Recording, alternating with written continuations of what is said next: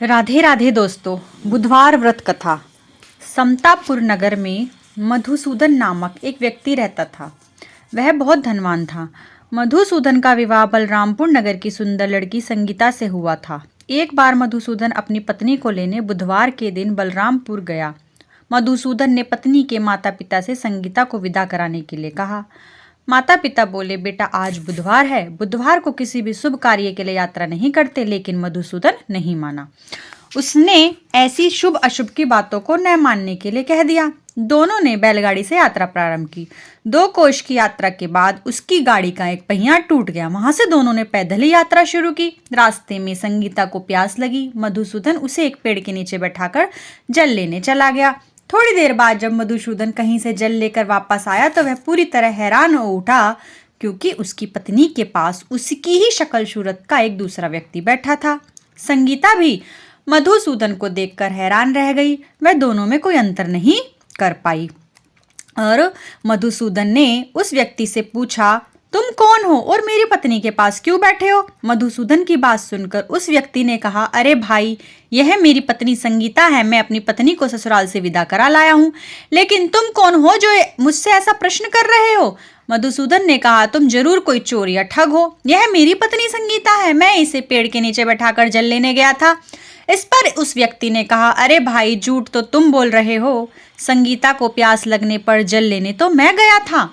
मैंने तो जल लाकर अपनी पत्नी को पिला भी दिया है। अब तुम चुपचाप यहाँ से चलते बनो, नहीं तो किसी सिपाही को बुलाकर तुम्हें पकड़वा दूंगा। दोनों एक दूसरे से लड़ने लगे। उन्हें लड़ता देख बहुत से लोग वहां एकत्र हो गए।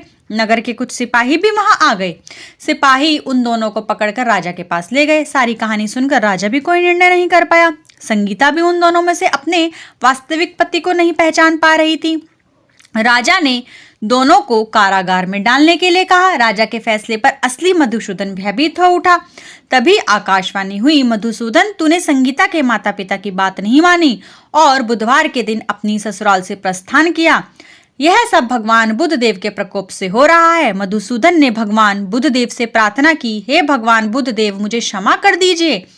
मुझसे बहुत बड़ी गलती हुई। भविष्य में अब कभी बुधवार के दिन यात्रा नहीं करूंगा और सदैव बुधवार को आपका व्रत किया करूंगा। मधुसूदन के प्रार्थना करने से भगवान बुद्धदेव ने उसे क्षमा कर दिया।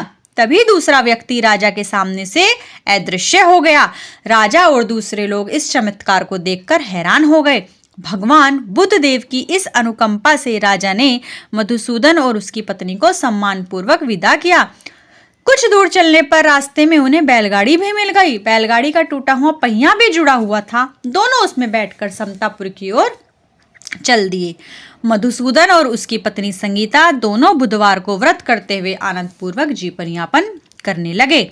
इस तरह भगवान बुद्धदेव की कृपा से उनके यहाँ खुशियां बरसने लगी। इस तरह जो स्त्री पुरुष विधिवत बुधवार का व्रत करके व्रत कथा सुनते हैं, भगवान बुद्धदेव उनकी सभी कष्ट दूर करते हैं। हे भाइयों और बहनों, जैसे आपने बुद्धदेव की कथा सुनी, सुनने वाले को भी और कहने वाले पर भी बुद्धदेव की कृपा बनी रहे। जय हो बुद्धदेव जी की।